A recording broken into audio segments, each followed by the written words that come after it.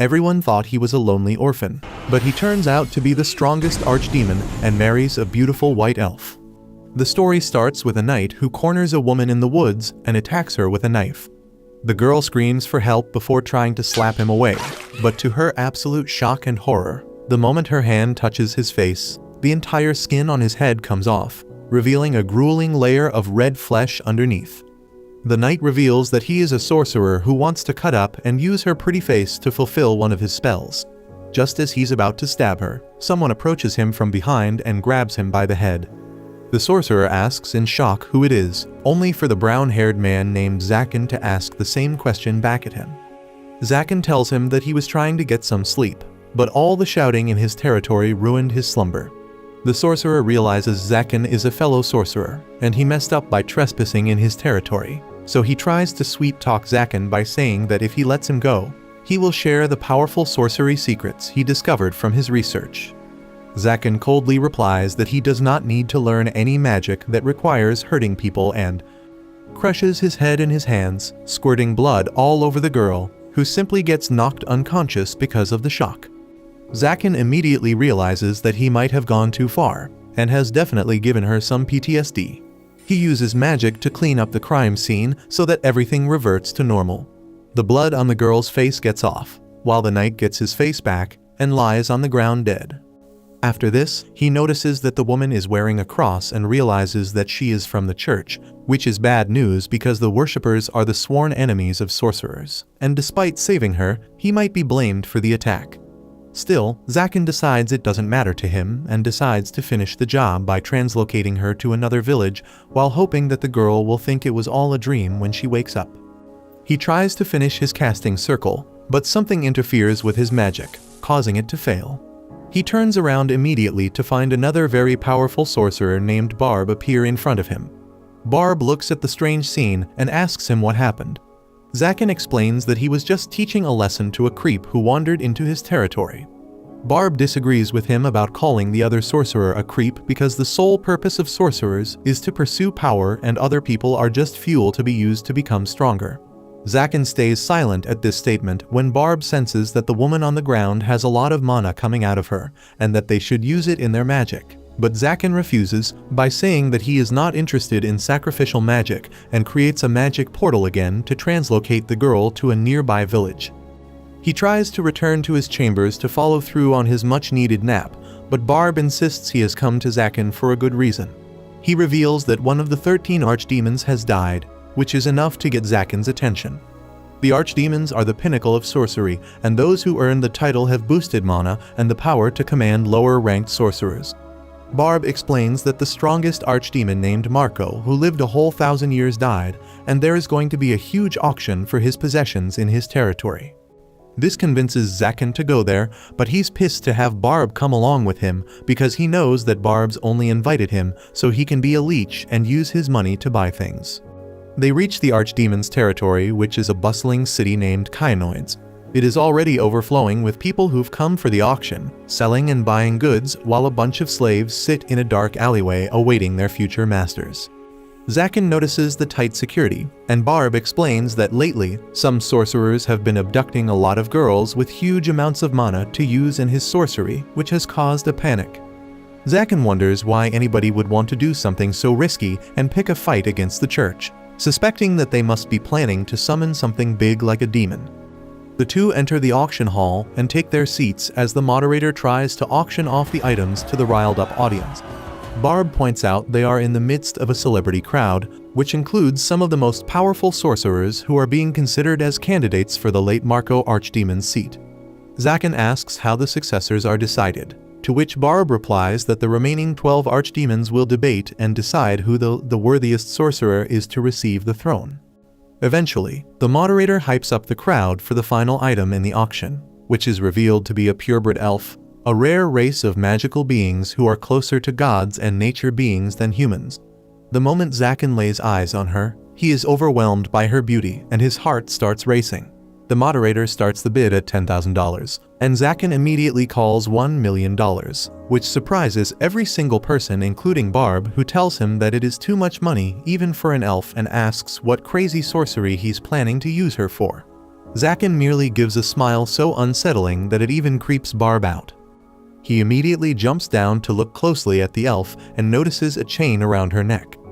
The moderator tells him it must be there to stop her from escaping, but nobody has been successful at breaking the collar. Later that night, deep inside the forest where Zakin's castle is, he decides to try and have a conversation, but his years of being an incel have made it impossible for him to learn how to talk to women. Before he could say anything, thankfully, the elf speaks up and requests him to let her ask a question. He is immediately struck by the sweetness of her voice, and he tries to play it cool, but instead sounds annoyed when he tells her to ask away. She introduces herself as Neffy, and with sad eyes, asks him how she is going to die. Zakin is shocked over her grave misunderstanding, and he immediately tells her that he is not going to kill her, which makes her believe that she will have a fate worse than death after seeing the torture devices in the womb. Zakin gets embarrassed because he never got rid of the previous owner's things because he was too lazy to. He gives the excuse that they are just for decoration, and insists that even though he is a sorcerer, he has no interest in torturing or killing her for any reason whatsoever. He asks whether she has a family, but she claims that she is an orphan and also a cursed child, but does not explain further. She then asks that if not for sacrificing or torturing, why did he buy her? And because he can't openly simp for her yet, he tells her that she doesn't need to know that. He walks up to her and tells her that they should look around for a room where she could stay. She interprets this as him saying she will pick where she dies, making him realize that this girl was probably enslaved at a very young age and was told all her life that she would be sold to a sorcerer who would sacrifice her, making it the only thing she believes.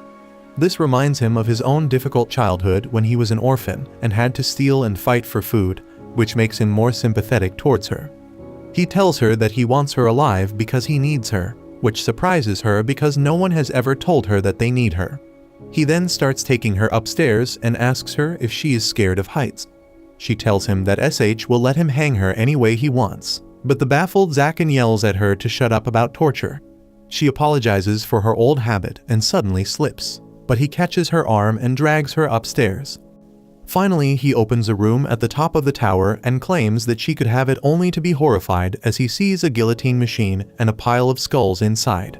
She gets confused by his mixed signals and again offers her head, but he quickly creates a small energy blast and completely destroys everything inside the room, leaving it empty. They both go inside and Neffy for once seems interested as she goes into the balcony to look at the moon. Zakin is relieved to see emotion on her face, but is disappointed that he can't use sorcery to get the moon for her. Suddenly, Neffy asks whether she could stay in this room and Zakin happily agrees, starting their friendship. Neffy wasn't able to sleep in her room because it was so inhospitable, so she slept by Zakin's throne while he was unable to sleep due to nervousness as he has never been this close to a girl before. By the time sun comes up, he decides to get some breakfast while Neffy finally stirs awake and folds Zakin's cape, which she used as a blanket. Zakin soon walks back with some breakfast while Neffy immediately greets him with a good morning. It turns out that no one has greeted him before, so he gets confused as to what he should say in return and simply tells her that he got food with a scowl and immediately regrets it. They both belong to the floor gang and start chowing down while Zakin thinks about why he is such a big failure. Neffy notices that he is eating the same thing as she is, which confuses her, and she asks about it. This makes him realize that the food that he is eating is way too plain and only slaves and pigs eat like this. He realizes that he will always be a disappointment and starts eating the piece of jerky again when he suddenly remembers that this is the only food he has ever known in his life because when he was a young orphan, this was all he could afford, and maybe a piece of moldy bread. He wonders what kind of food normal people might eat when suddenly Neffy speaks up and asks permission to cook food for him. This takes him by surprise as he never imagined he could ever get an anime waifu who would cook him food. He immediately dons his cape and tells Neffy that they are going into the town to get some groceries. They soon call an Uber, but he suddenly realizes that he has no money as he used every single penny to buy Neffy. He immediately acts like a health freak mom and tells Neffy that they are going to walk. He starts thinking about ways to get money and wonders whether he should just threaten the cab driver, when suddenly he hears a bunch of commotion and turns around to see a bunch of robbers robbing the Uber guy on knife points. They start capturing the passengers to sell them into slavery, When Zakin notices that this seems to be triggering Nefi's PTSD, as she also probably got enslaved like this, he decides to show Nefi how cringe robbers are, and uses his magic spell to send a blast of lightning as a warning, which scares the shit out of the goons, who immediately decide to rush him at once. A fat-ass fatty tries to attack him with his axe, but Zakin styles on him by stopping his blow with 2 fingers before shattering his axe into small pieces. He then pretends to punch the goon, but flicks him instead, which is enough to blast him back on top of another robber. The hooligans start crying like little b****s just like any other bully, and call for help, when suddenly a sorcerer emerges from thin air. It turns out that these goons hired the sorcerer to help them, and the hooded idiot immediately tries to scare Zakin by producing a magic circle filled with burning hot flames. But our archdemon is completely unfazed, and swipes away the entire flame wall without any effort. This surprises the hooded idiot, who immediately tries to land a follow-up attack. But to his surprise, his magic circle has been nullified, and now is in Zakin's control, as he simply walks ahead and uses a single finger to bring a lightning blast so extremely strong that it leaves a crater behind at the place where the hooded guy was standing. Then he turns towards the robbers, asking them to come at him, which scares the crap out of them as they start running away. He then turns towards Nefi again, hoping to impress her, and says that she shouldn't be worried about these bullies, as everyone knows they are lame. To his utter surprise, the people near the cab immediately start thanking her for saving them, while the disgusting furry gives him a bag of silver coins as a thanks and also asks him to give them his protection for the rest of the way to the town. He can't believe that money can be earned this easily, as he remembers that he has destroyed a lot of robbers in his hood, but no one thanked him before, but immediately realizes that it is all because of Nefi, as he looks less scary with a cute girl. On the way to the town, Nefi asks why he helps these people, and while trying to say something smooth, he ends up making a fool of himself once again. Upon reaching the town, he starts thinking where to go when he realizes that he doesn't know anything about the stuff that girls need for daily life, and even if he asks Nefi what she wants, she won't demand anything. He suddenly notices a tailor's shop and decides to head inside alongside Nefi, as the furry shopkeeper immediately gets scared after seeing a sorcerer come in. Zakin is pretty used to this, so he simply pulls Nefi forward and tells the furry to get a dress for her. The furry is entranced by her beauty, but also notices the slave collar around her neck. She acts all cheery and takes Nefi back into the changing room before dressing her up in an extremely skimpy dress which my ex wore when she went to meet her guy best friends. Zakin gets embarrassed and tells the furry to immediately put some clothes on her, otherwise he will burn his shop to the ground. The furry immediately goes back in and soon comes out with Nefi dressed in a beautiful maid's outfit. The furry explains that the dress is made up of high-quality silk, while the boots have healing properties for her. Zakin asks whether she likes the dress, and for once Nefi tells him that she does like it. After buying the dress, they head over next to a blacksmith's place, who also gets scared of him, but feels better after looking at the pretty Nefi. He tells the smith that he wants him to remove Nefi's collar, which surprises the smith a bit, but he looks at it regardless, before telling Zakin that the collar has strong magic and cannot be removed very easily. He then tells Zakin that the collar shouldn't be removed forcefully, as it might end up killing her. He asks what could be the best way to remove it, and the smith tells him to look for the original key. Zakin remembers that even the moderator at the auction didn't have the key either, so it might become a problem. Zakin thanks the smith and gives him some money, but the guy refuses to take payment and reminds him that once he got attacked by a bunch of robbers while he was pulling up to Zakin's crib, and at that time he saved his ass and destroyed the robbers, while the smith and his daughter were too scared to even thank him properly and just ran away. Zakin tells him not to worry about such small problems and leaves alongside Nefi. By the time they get all of the grocery items, it's already evening, so Zakin decides to eat out tonight and takes Nefi to a nearby restaurant. They both sit down together at the table, as food is brought up to them, but he notices that Nefi seems very uncomfortable. She reveals that all her life she has never eaten like this, while Zakin thinks how alike they are in terms of their childhood. He reassures her, and she tastes the small tomato, which blows her mind away, and to thank Zakin, she also feeds him with her own spoon, while Zakin feeds her as they start acting like clingy, love-struck teens. The other customers laugh at them, which makes them insecure, and they quickly leave into the night and head back to the castle. The next morning, Zaken wakes up to find Nefi standing in front of him with a smile, asking whether he would like to have some breakfast.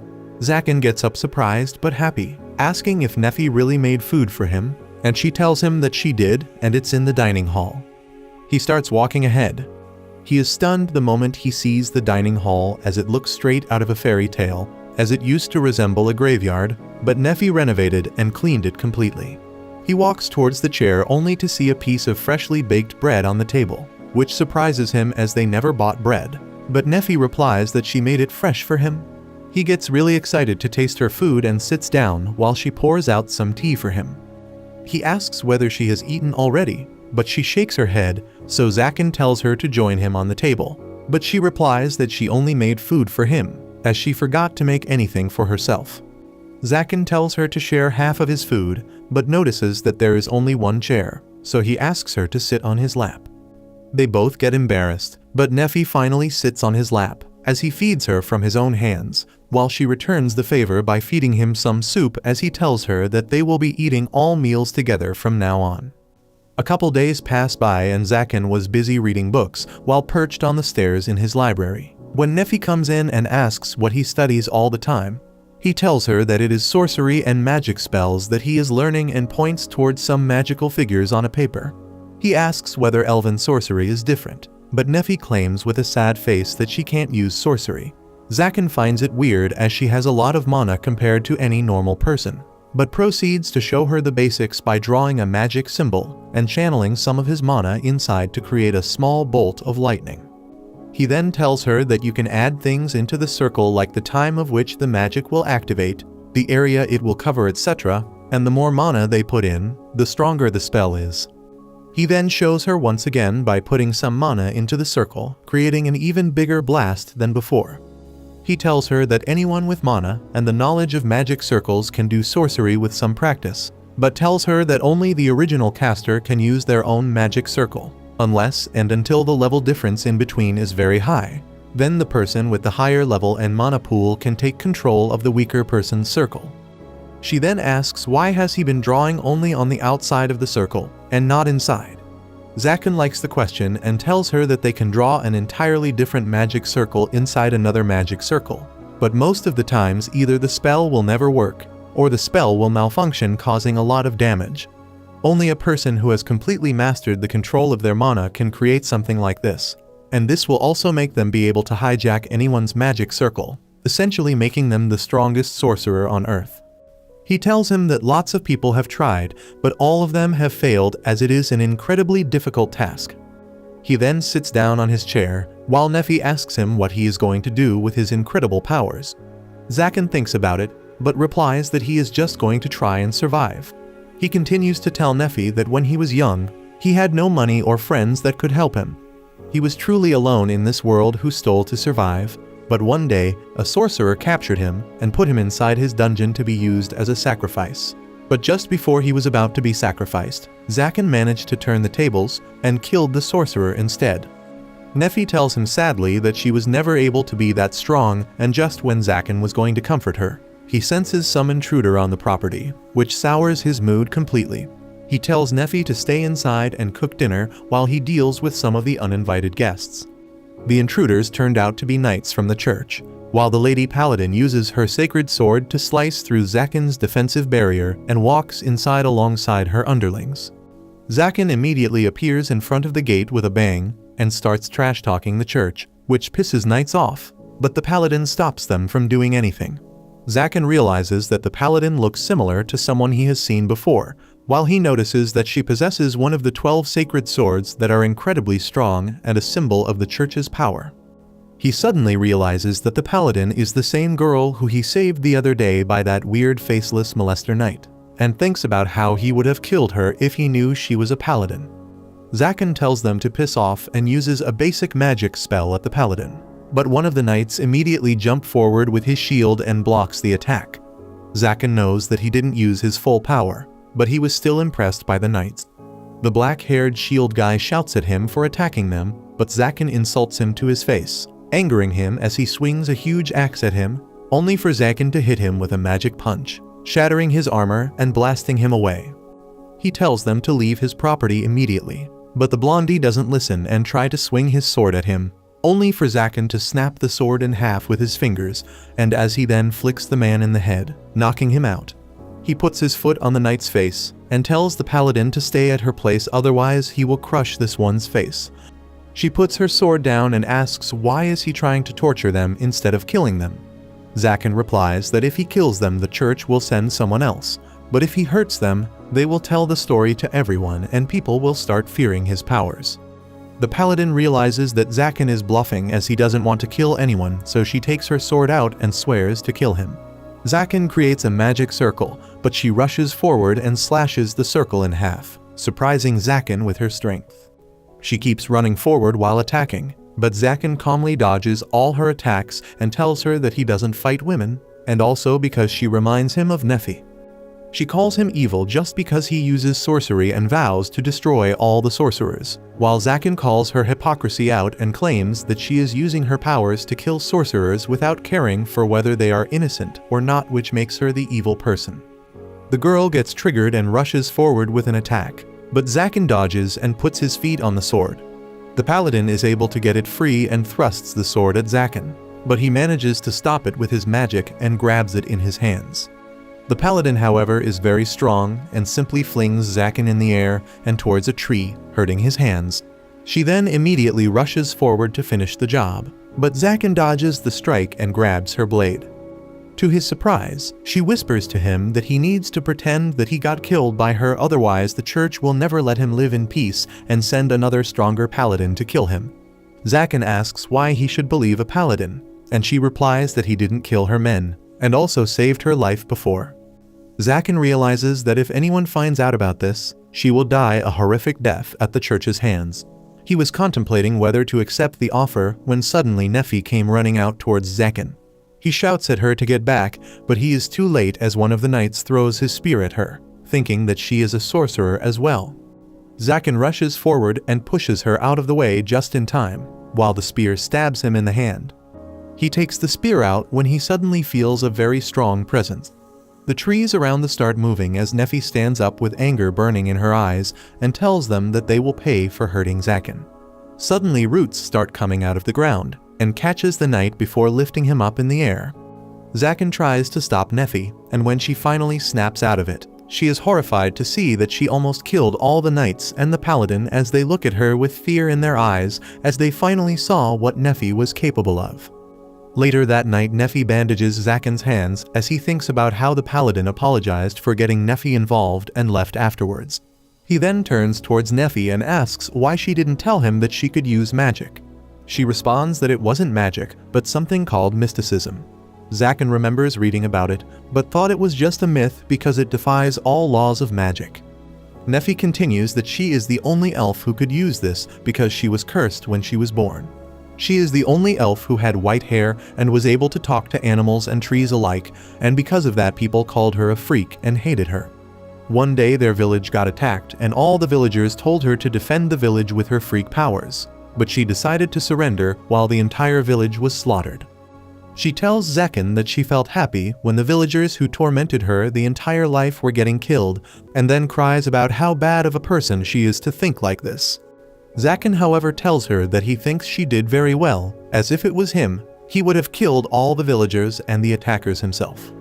She was expecting him to kick her out of the castle when he realized that she was cursed, but instead, he holds her face and tells her that she will always stay with him as he can't live without her food anymore. Nephi starts crying out of relief while Zaken tries to comfort her. After a short while, Zaken is finally able to quiet her down, and they both sit opposite to each other. Nephi feels pretty embarrassed for crying like that in front of her master, but Zaken reassures her that he liked how talkative she was today, whereas usually she doesn't speak much. Nephi's attention gets drawn to his hands, and she asks whether they are really badly damaged. Zaken finally remembers about his hands, but claims that they don't seem to hurt anymore. He takes out the bandages, and to his surprise the wounds have disappeared completely. He asks Nephi whether this was her doing, but she refuses, saying that she didn't do anything. Zaken realizes that Nephi has a lot of dormant powers, and she must have healed him unknowingly when he was holding her head in his arms. He thanks Nephi for healing him, which seems to stun her for a bit. Zaken asks whether everything is okay, And she replies that he has never thanked her before, that's why she was caught off guard. Zaken feels terrible as he realizes how mean he must have looked to never say a word of thanks when she was cooking and taking care of him every single day. He immediately apologizes to her, but she claims that he is her master and is never really supposed to say thanks or sorry. Later that night, Zaken rests on his throne thinking about the long day that he just had, when he spots Nefi standing behind a pillar. She looks at him with an embarrassed face and asks whether he would like to sleep with him. This catches Zaken off guard, who doesn't understand why would a beautiful woman like her ask him to sleep with her. He confirms with her whether she knows what she is saying. Nefi innocently replies that there is only one bed in the entire castle and that two Zaken has given to her so that she can sleep comfortably, while he stays all night on his uncomfortable throne, and she thought it might be more comfortable for him to sleep in the bed with her. Zaken thinks about how pure Nefi is and then tells her that he stays up on the throne all night to make sure the barriers are maintained and no enemies try to sneak in the castle, hoping to catch him off guard. She quickly understands the situation and sits down on the floor, asking him to lay his head on her lap so at least he can be a bit more comfortable than he is on the chair. Zaken can't believe that he is being offered a lap pillow, and knows that only an idiot will refuse a lap pillow, so he gladly accepts. He asks why is she so nice to him, and she replies that even after knowing that she is cursed, he still told her that he wanted her by his side, and also accepted his mystic powers, which she can't thank him enough for. Zaken tells her that she never needs to thank him for anything before putting his hands on her cheek as he asks whether she wants to learn how to use magic properly. He claims that from what he saw today, he knows that she doesn't have a lot of control over her sorcery, but the amount of mana she released was incredible, especially considering that a huge chunk of it was subdued because of her collar. He can't promise that learning basic sorcery would help her gain control over her mystic powers, but at least she will be able to defend herself better. She asks whether she would be able to protect him from trouble as well, and Zaken calmly replies that she already protected him from those knights from the church today. She thanks him for accepting her as his apprentice and tells him that a lot of people might not be able to understand him and think that he is cruel, but she knows and believes that he is a kind person who cares about the weak. She immediately hugs him, while this moves Zaken so much that tears form in the eyes of one of the strongest demons in this world as he thinks how nice it is to have someone in your life. The next morning, while he was having his tea, Barb walks in the room and asks whether he is fine as he heard the news that Zaken was attacked by the church. Zaken claims that he was attacked, but the knights were very weak. Barb tells him that he also heard that one of them had a sacred sword, and Zaken tells him that the paladin girl did have the sword and was pretty strong as she destroyed a couple of barriers around the castle. While they were talking, Nefi brings him some tea, and he suddenly remembers her from the auction spilling his tea.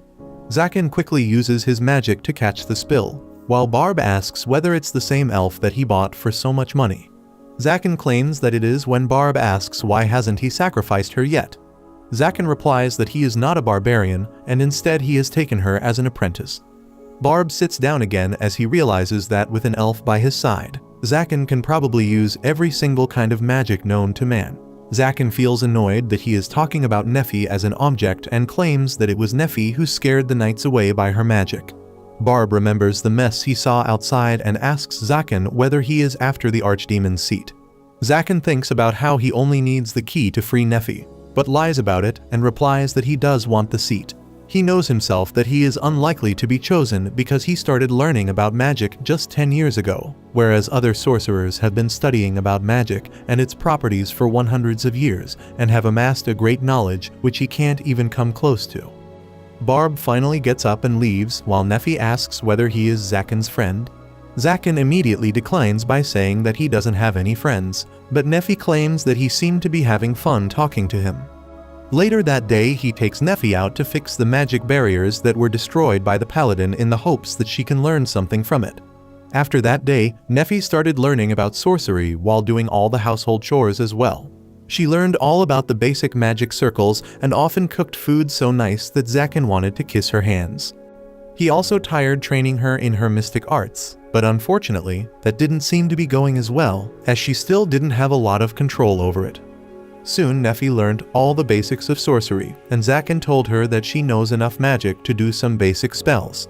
She gets overjoyed by this praise and tells him that she will make a wonderful dinner as a celebration. Soon a month passes by since he started living with her when a magic bird tries to enter Zaken's barrier, but he stops it using his magic circle. The two-headed bird calmly delivers a small envelope to him and flies away immediately. Zaken opens the letter only to find that he got summoned by the 12 archdemons to present himself in the city of the sorcerers. The next morning he goes down to the city and enters an underground lair which was used by the previous 13th archdemon as his castle. He enters a huge door only to find it completely jam-packed with all kinds of sorcerers. The moment he presents himself, one of the archdemons speaks up and Zaken immediately feels the immense pressure and the intensity of their magic power as they overwhelm him completely. They start talking about how young he is, when Zaken pulls himself back together and with a fake bravado asks the archdemons whether they brought him here just to waste his time or do they have something to say to him. One of the archdemons commends his bravery for speaking to them like this and cuts to the chase, telling him that he has been selected for the position of the 13th archdemon. Immediately after that, the archdemon produces a red magical crest in the air with such an immense amount of mana concentrated inside of it that Zaken starts feeling sick. The archdemons claim that this crest belonged to the previous 13th archdemon, and if Zaken accepts, it will be passed on to him alongside its power and prestige.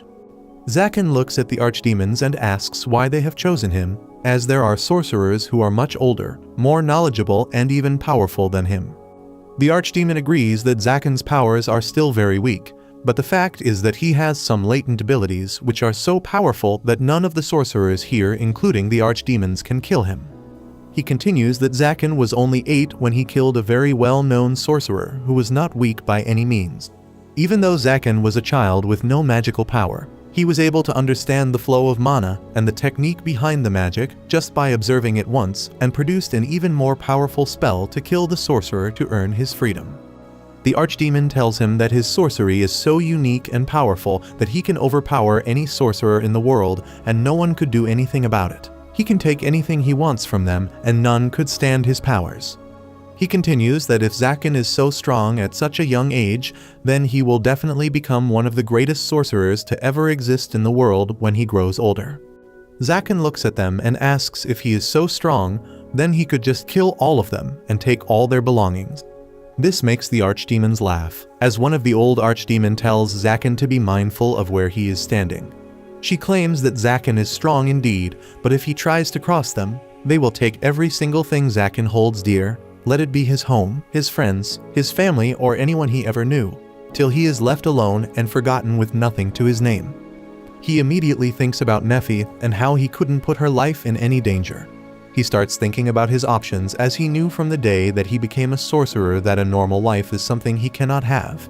But becoming an archdemon will mean that he will be diving into a darker path altogether. He knows that Nefi doesn't deserve to walk this path as she will just suffer because of this darkness. The archdemon pulls him out of his thoughts and asks him for an answer. Zaken looks at him and puts a condition for accepting the title. The archdemon asks what more could he want than the title of one of the archdemons, and Zaken replies that he wants all the possessions of the previous archdemon. The sorcerer agrees to the arrangement and produces the crest before Zaken absorbs it on his hand, officially becoming the 13th archdemon of the world. That night he returns back to his castle, where Nefi was happily cooking him a lamb stew which he loves.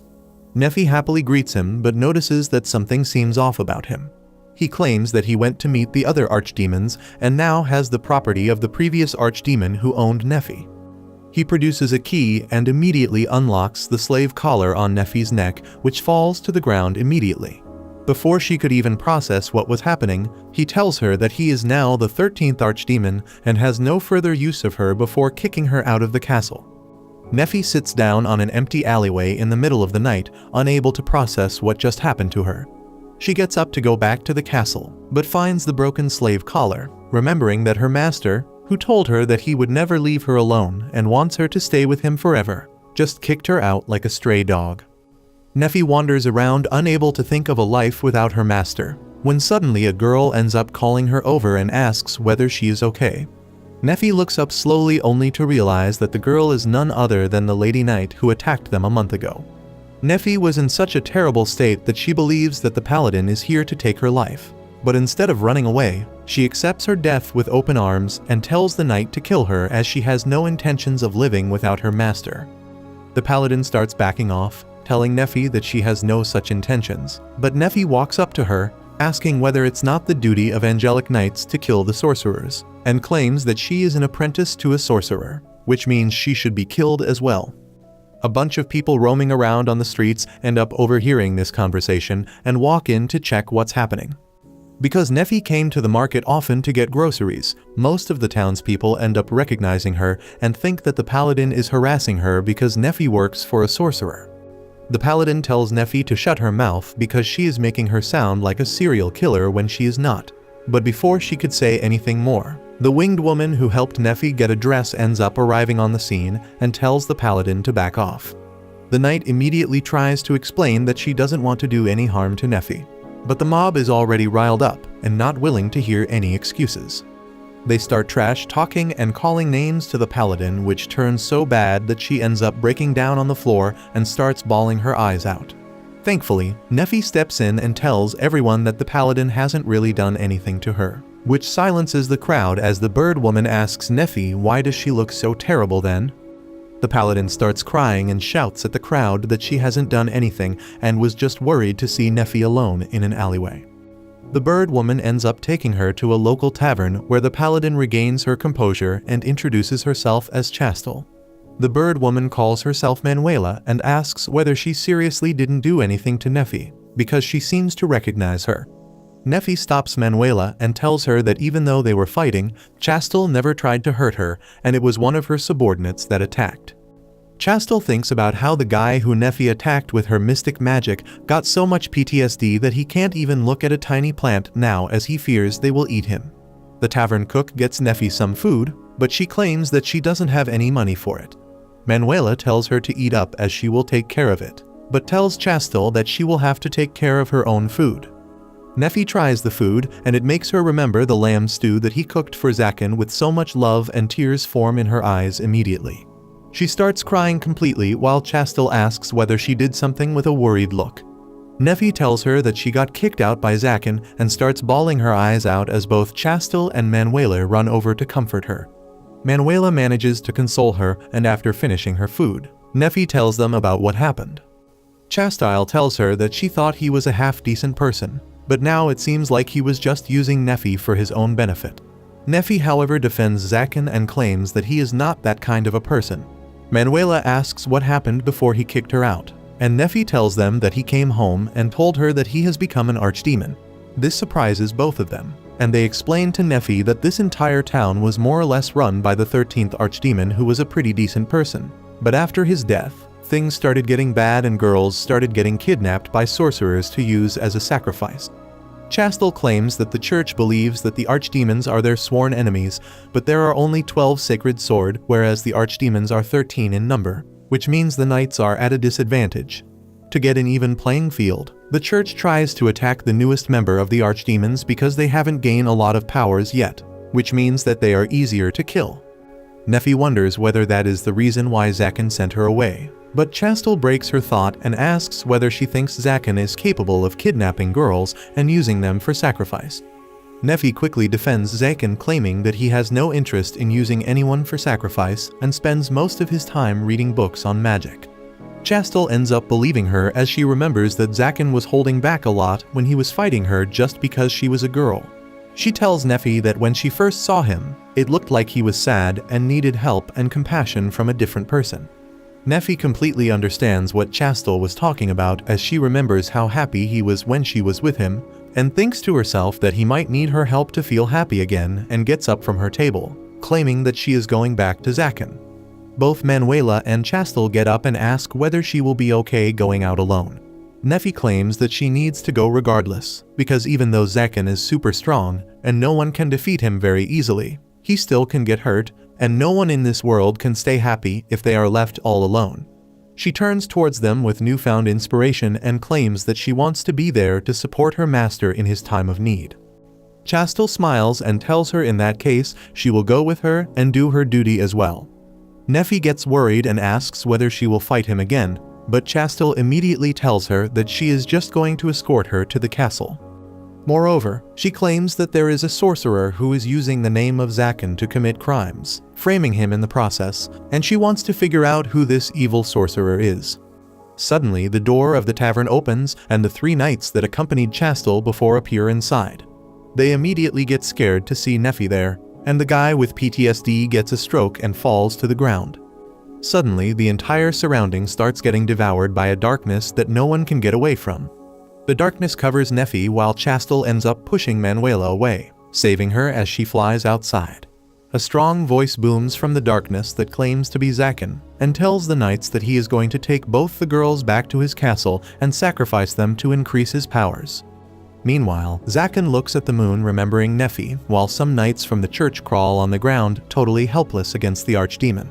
They can't believe that even 3 high-ranking knights together can't even win with a surprise attack against Zaken. He turns around and tells them that they are not very strong, and moreover, he didn't even have to do anything as they simply fell for the trap that Nephi put when she was training. This makes him feel sad, but he reminds himself that this is for the best, as now no one will try to harm her, and she has made enough friends in the town that they will help her. He starts moving back to his castle, when one of the knights grabs onto his legs and tells him not to hurt Chastel, as she is the only one who thinks that he is not the real kidnapper. Before he could make sense of this, Manuela ends up jumping on top of the knight who starts bickering with her. Annoyed by this, Zaken gets ready to expel all of them outside the forest, but Manuela turns towards him and shouts that Nephi has been kidnapped. He is surprised by this, as he thought he distanced her at the right time, but apparently it was too late. Manuela tells him that he needs to save her, while he thinks that if he tries to save her, this would clearly show the connection between Zaken and the White Elf. Manuela gets pissed at Zaken for looking so confused when he should be rushing to save Nephi, and tells him that she wanted to come back. He can't believe that she would try to come back even after he treated her so badly and kicked her out. He looks down into the earth as he tells Manuela that every single sorcerer in this world is extremely selfish, and he is no exception. That is why he will find Nephi and get her back, because she belongs to him and no one else. He vows to make sure that she is safe even if he is forced to sacrifice the entire world for it. He turns around and conjures a magic circle and asks Manuela whether she wants to come with him. Manuela immediately agrees, but to his surprise, all the knights jump on him as well, begging him to take them as well, as they need to fight for Chastel. He tells them to get away from him so that he can at least cast the magic first, and begins the preparations. Meanwhile, Nephi wakes up from her slumber, only to find herself shackled to the wall alongside Chastel. The paladin asks whether she is okay, and Nephi claims that she is fine, but the shackles have blocked the flow of her mana. Suddenly, a voice sounds from afar and a shadowy figure emerges who turns out to be none other than the scheming snake Barb. Nephi tells him that she thought of him as Zaken's friend, but Barb mocks her, claiming that sorcerers have no friends. He claims that Zaken killed a famous sorcerer when he was 8, and that sorcerer was none other than Barb's teacher. After that, Zaken ended up inheriting the sorcerer's castle and all the money before spending it all to buy Nephi. He tells her that all the riches and the castle belongs to him and not Zaken, and he is going to fulfill his dream by becoming the 13th Archdemon by sacrificing Nephi and gaining all the power he needs. Nephi opens her mouth and tells him that all his planning will be in vain because Zaken has already become the 13th Archdemon. This really shocks Barb, who gets pissed at the fact that even this thing that he so desired got stolen by Zaken. He angrily grabs Nephi and drags her towards a magic circle, claiming that he will gain so much power after sacrificing both of them that he will become even stronger than Zaken and crush him. He starts dragging her once again, but Nephi fights back and claims that she belongs to Zaken and is not to be touched by someone as lowly as Barb. This pisses him off, and he was about to attack her with his magic. But suddenly a hole is blown through the cave as Zaken emerges from the dust, thanking Nephi for trusting him and promises that he will save her. Barb asks Zaken how long has he known that he was behind the kidnappings, and he replies that it started when he saw the face stealer. That guy was super weak and couldn't have broken through the barrier surrounding the castle on his own, so there must have been someone backing him up. Zaken knew only one guy with the habit of breaking his barriers and entering his territory, and that was Barb. Zaken knows that Barb specializes in creating pocket dimensions and transporting and summoning things using them. He remarks that just after the Face Stealer and the Holy Knights were dealt with, Barb showed up at his door as if to check the result. It would be stupid of him to not suspect him after all that. Barb sneers and asks why did he still welcome him and serve him tea after knowing that, and Zaken replies that he just wanted to figure out his plan. Zaken then turns his attention to Neffy, who blushes on seeing him. He declares that Barb won't be forgiven for hurting his girl and sends a magic attack towards him.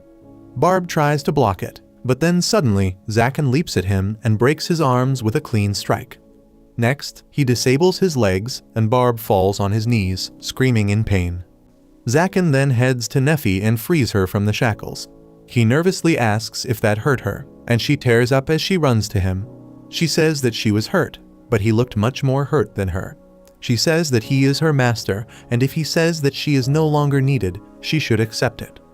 However, she doesn't want to leave him alone and in pain after knowing that he is hurt. She buries her face in his chest and asks him to not be alone again. Zaken hesitates to hug her because he feels guilty for abandoning her, but he overcomes that feeling and embraces her.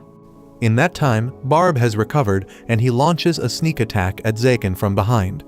Neffy is worried, but Zaken assures her that nothing is going to happen. The magic circle Barb just cast shatters and disappears.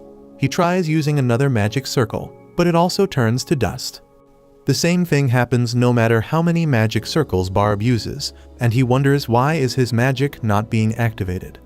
Neffy is also confused and asks Zaken what is happening, and he reminds her about the ultimate sorcery he once told her about.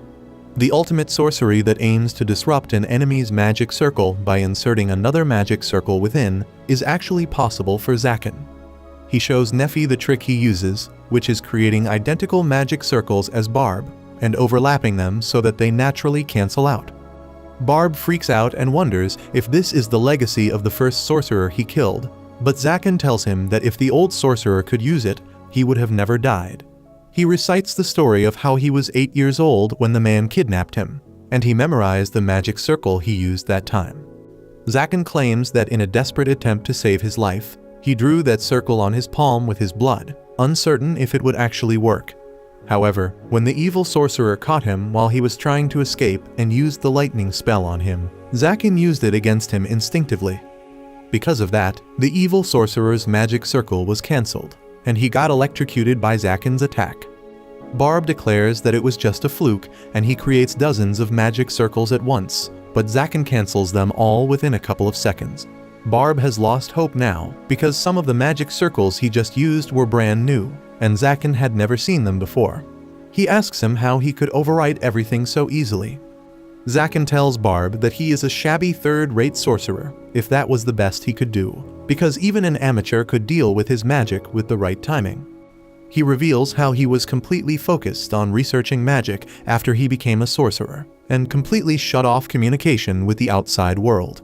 Even his friends from the streets didn't come looking for him, but Barb did.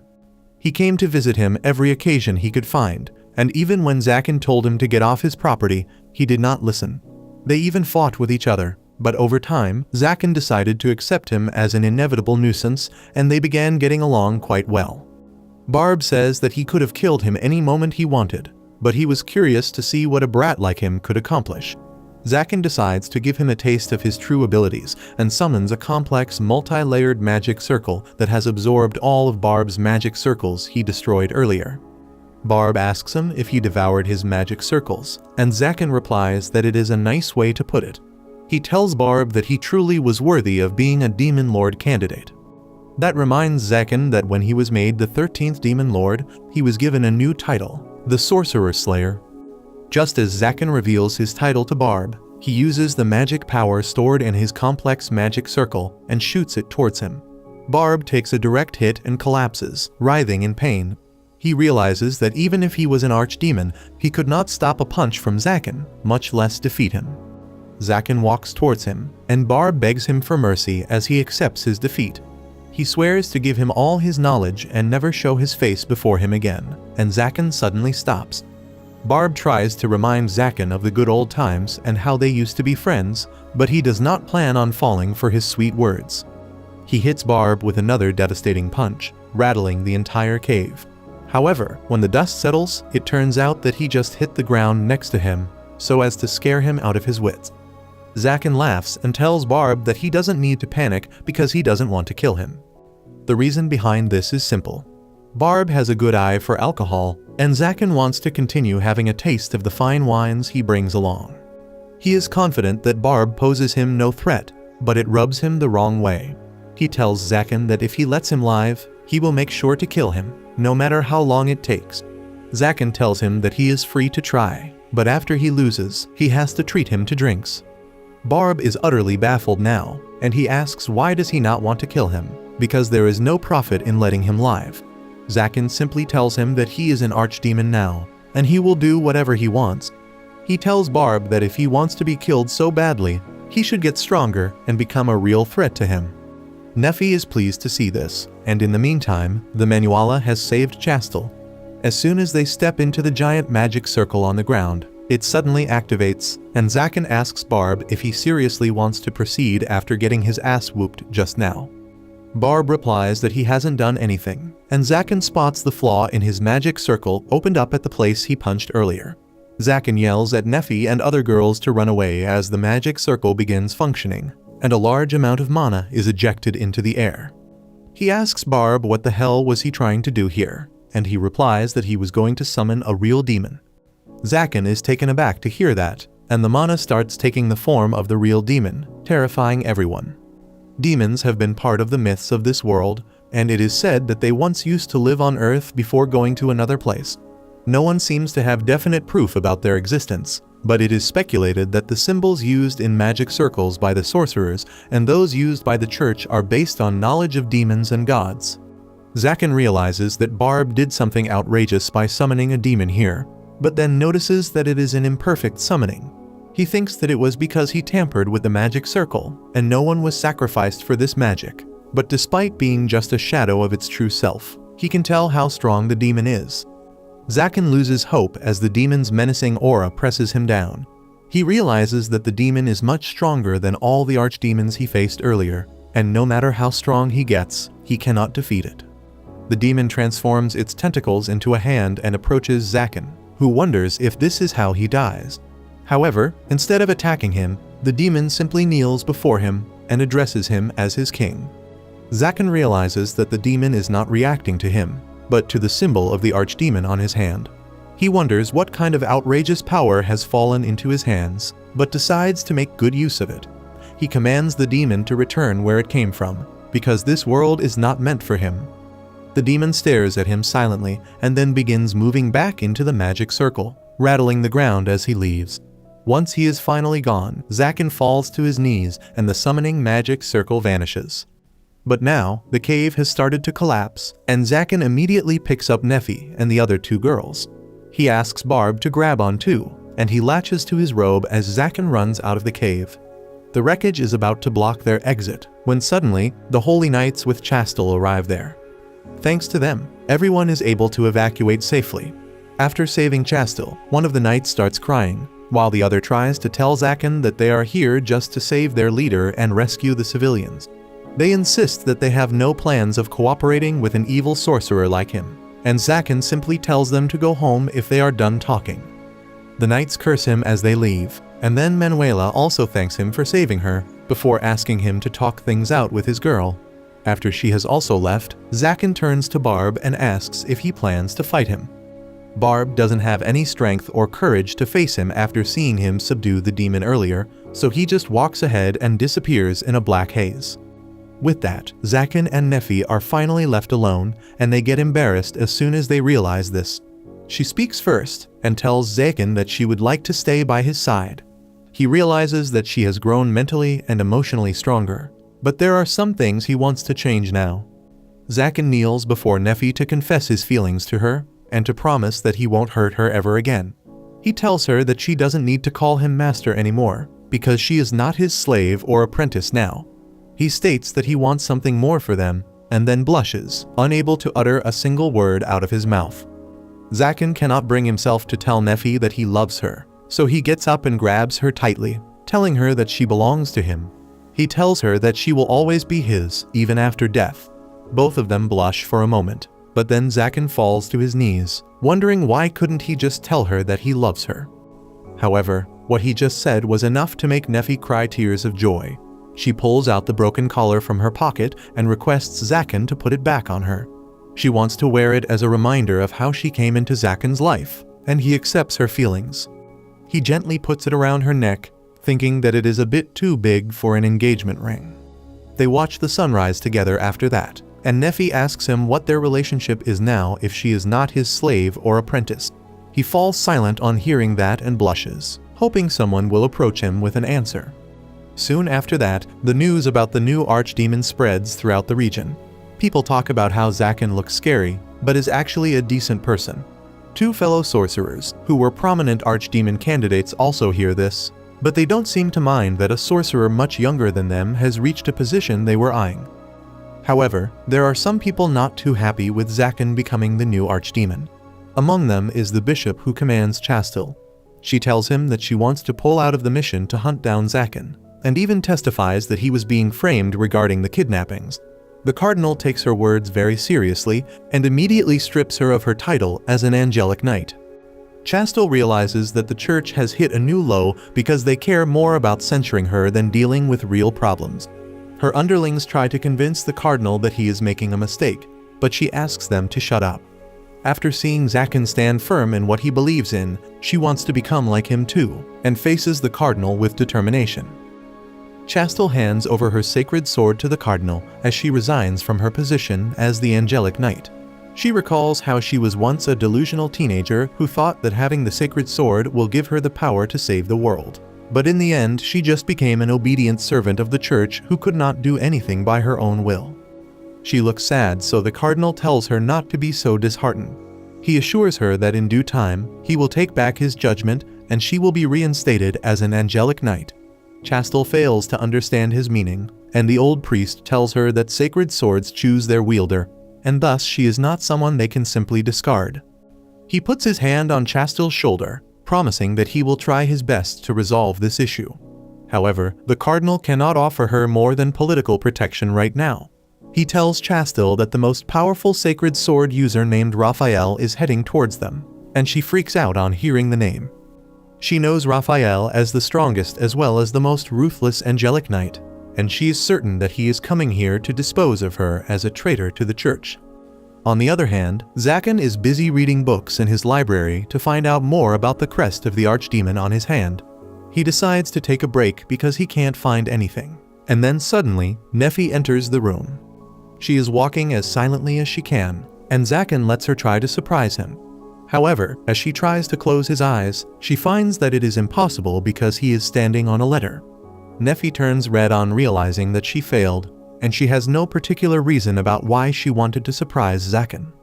Zaken finds her too cute, but as always, he can't come clean with his feelings, so he simply asks her if she wants anything, and she tells him that lunch is ready. She has prepared a full-course meal for him, and Zaken is awestruck on seeing that.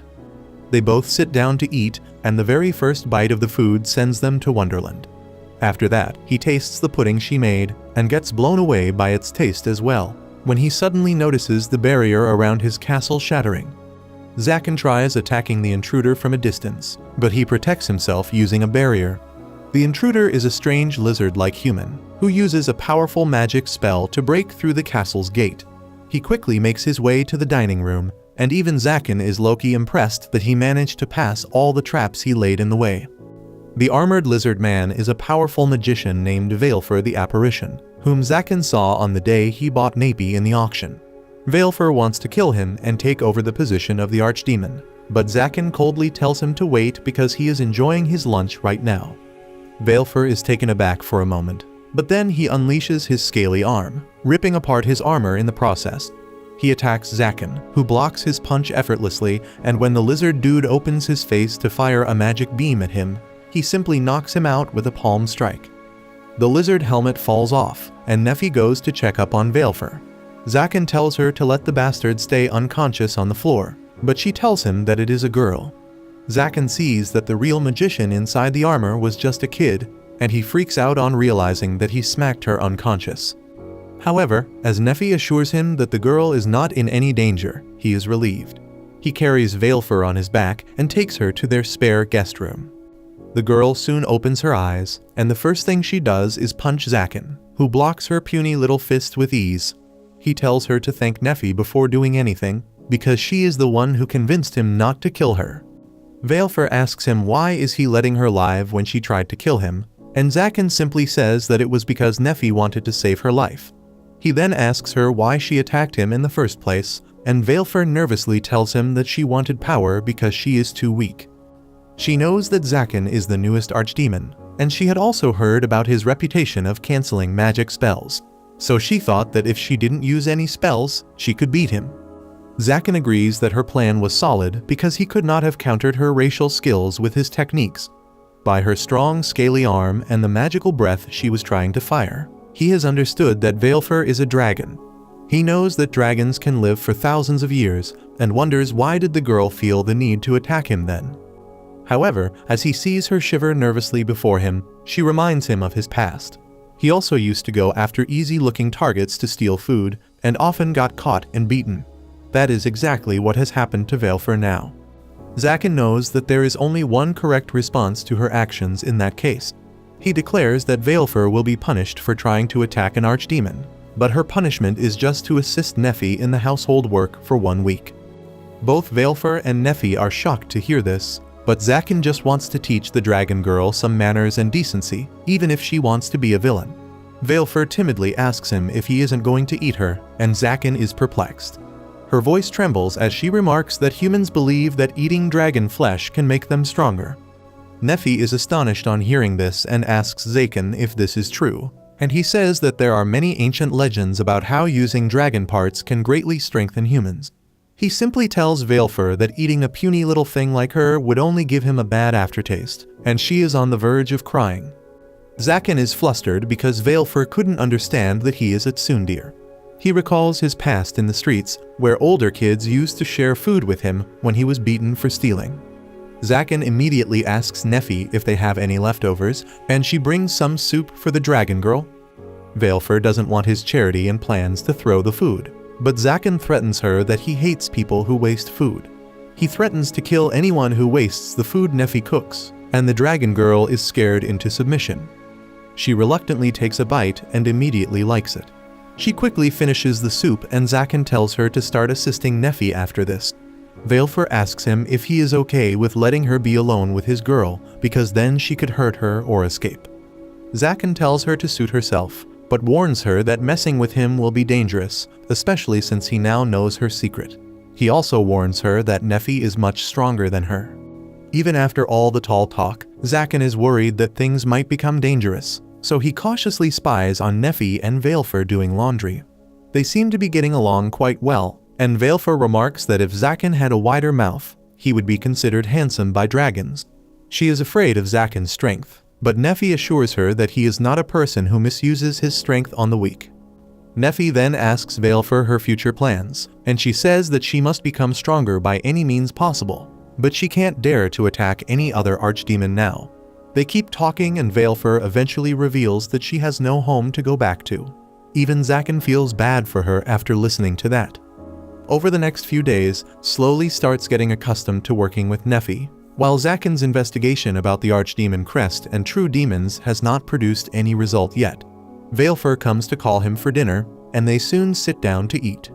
In the middle of the dinner, Valefor abruptly apologizes for ruining Zaken's lunch when she invaded his castle. He finds her cute, but doesn't react too much. He then tells Nefi that he is going to investigate the former Archdemon's base again, and he will take the girl with him. She is flustered on hearing that and asks if he really intends to share the knowledge of the previous Archdemon with her. She asks what if she steals the techniques and knowledge from him, and Zaken simply tells her that those things are meant to be stolen. Valefor doesn't understand why he is doing this, and Zaken tells her that it doesn't matter to him that she is a long-lived dragon or a strong magician. For him, she is just a kid, and he won't mind if she does as she pleases in his home. Valefor starts crying, and Zaken nervously ruffles her hair, telling her to stop crying and resume eating. He then tells her that if she works for him, it will be better because no one will try to attack an archdemon's underling. Valefor blushes as she accepts his offer. She falls asleep as soon as they take her back to her room, still holding her spoon. Zaken takes the spoon from her hands, but Veilfer unconsciously grabs his finger and calls him daddy. Nephi smiles at Zaken and says that it seems they have a kid now. He takes a couple of seconds to react to that and turns red, and Nephi takes a few more seconds to realize the implications of what she just said. Both of them are too flustered and try to come up with excuses, but after they calm down, Zaken holds Nephi's hand, thinking about how he would love to start a normal family with her. It's been a week since Veil came to Zaken's residence, and she has been pretty well settled here as she stays with Nephi as her roommate and helps her do all the daily chores. To her surprise, she isn't treated like a slave, as no one tells her to do stuff if she doesn't want to. And moreover, when she completes certain tasks, she is showered with praises by Nephi. She notes it all down in her diary at night about how she doesn't know how to feel about Zaken, as he is an incredibly strong demon lord, but never behaves that way as he is surprisingly gentle and introverted.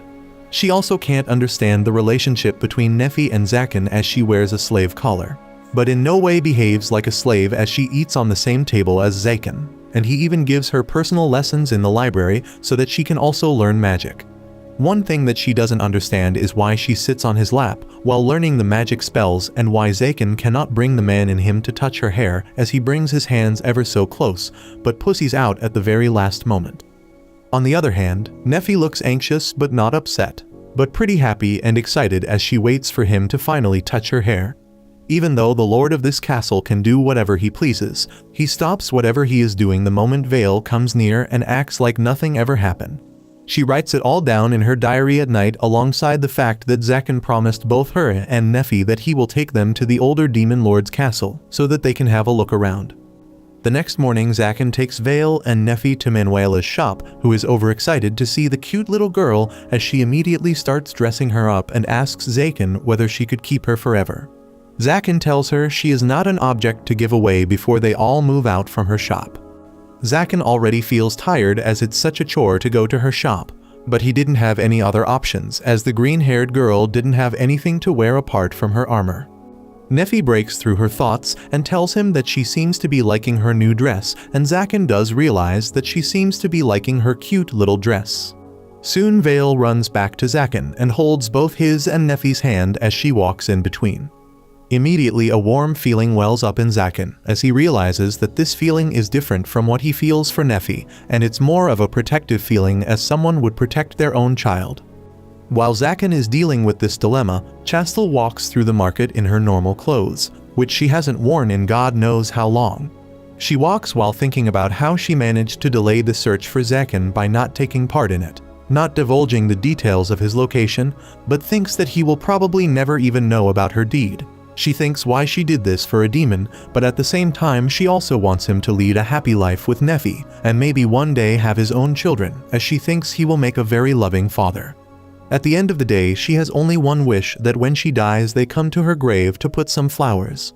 Suddenly she spots Zaken alongside Nephi with a child in between, and she mistakes it as their biological child. She runs up to them and asks how can they go all the way already and have a child, which embarrasses both him and Nephi, as Zaken replies that he hasn't done anything to Nephi yet. Veil seems confused and asks Zaken who this woman is, and Zaken himself seems confused at who she is. This breaks her heart as she cries, while Nephi reminds Zaken that she is Chastel, the Lady Knight. He immediately remembers her, but claims that he didn't recognize her, as he has never seen her without her armor.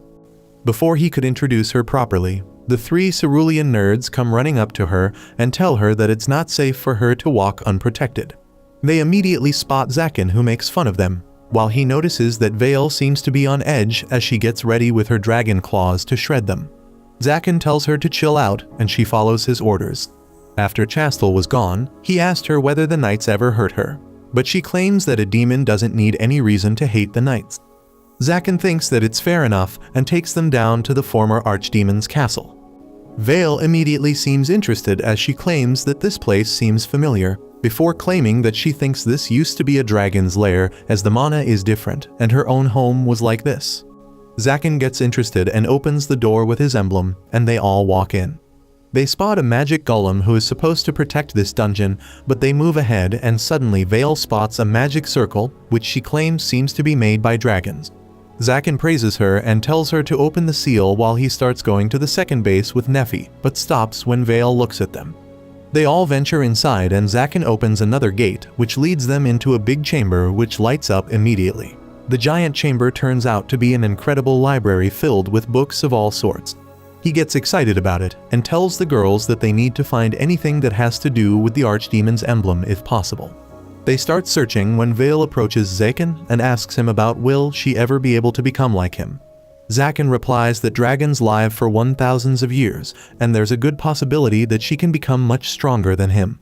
Vale doubtfully looks up at him and asks whether she can live with him for the entire time. And Zaken doesn't even take his eyes off the books, as he tells her that she is welcome to stay as long as she wants and leave if she feels like it. She immediately clings to his legs and tells him that she will never leave him, while Zaken wonders why is he changing so much. His thoughts are broken when Vale manages to find a tome containing information about the 12 sacred swords. He immediately snatches it away from Vale and starts checking through it when he noticed that there is definitely some connection between the church and the demons. When he first saw the sacred sword, he had a feeling that he has seen the runes somewhere, but now it's confirmed as he matches the runes in the image of the sword to his Archdemon emblem and realizes that both of them are written in the same magical language. He takes the books and tells the girls that they can have whatever book they want and leaves the place with them. Meanwhile, Chastel presents herself in the church where his nerds tell her that Sir Raphael, the legendary leader of the Sacred Knights who has slain the most amount of sorcerers, is coming soon. Suddenly, Raph presents himself in front of them, and they all bow down in front of the gigantic man. He asks who among them is the former Sacred Knight who got his sword taken away from them, and when Chastel replies that it's her, he straight up asks how many sorcerers has she killed till now. She is taken aback by his straightforwardness, but bravely replies that she doesn't think the amount of sorcerers you kill is a good judge of your character. The cerulean nerds behind him piss their pants as they tell Chastel to speak carefully as they can't save her from him. But the huge man laughs loudly, claiming that no one has ever dared to talk to him like this, especially a girl. He tells her that she can take her bravery with her to the heavens, which scares Chastel, but thankfully the Pope of the church comes at the last moment and tells Raph to back off as he doesn't have the right to kill anyone.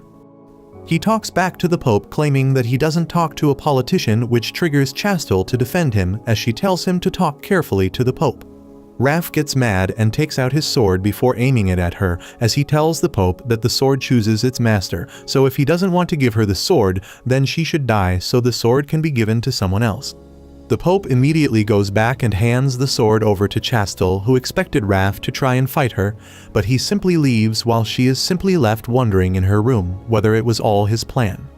Meanwhile, Zaken talks to Barb in a bar where he laughs about how he heard Zaken has adopted a child and pours him some booze before offering him to be the manager of the dungeon castle.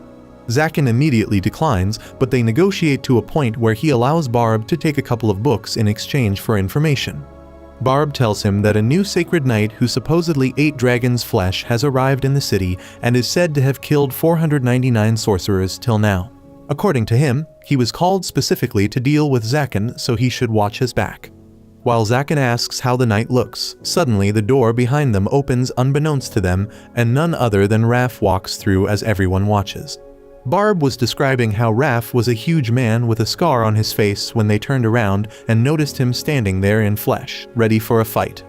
They both turn around to see this mountain of a man staring at them, which immediately scares the living shit out of Barb, while the bartender girl simply faints at the sight of this man's smile.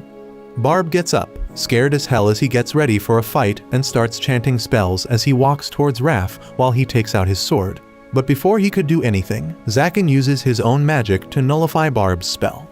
Barb looks around and asks Zaken whether he has gone crazy, as this man will kill him at any moment now, but Zaken tells him to chill out and sit down on his seat, as he doesn't think this man is here for a fight. Raph smiles at Zaken and acknowledges that he seems to have more brains than most of the sorcerers he knows, while Zaken wonders why does this sacred knight, who supposedly killed 499 sorcerers, not emanating any aura of animosity or violence. Zaken offers him a seat and claims that they can have a chat, and the knight gladly accepts it and sits down in front of the Archdemon. Meanwhile, Barb heads behind the counter as the bar owner cries to him to make sure her daughter doesn't die. Barb has never really used his spells for good, So this is a first for him as he tries to use healing spells on her with a stressed look. Zaken thinks that he has asked this man to sit down for a talk, but he doesn't really have anything to talk. He thinks about how much he would like to be in Barb's position and help the girl even though she doesn't even need anything as she is just knocked out for a while.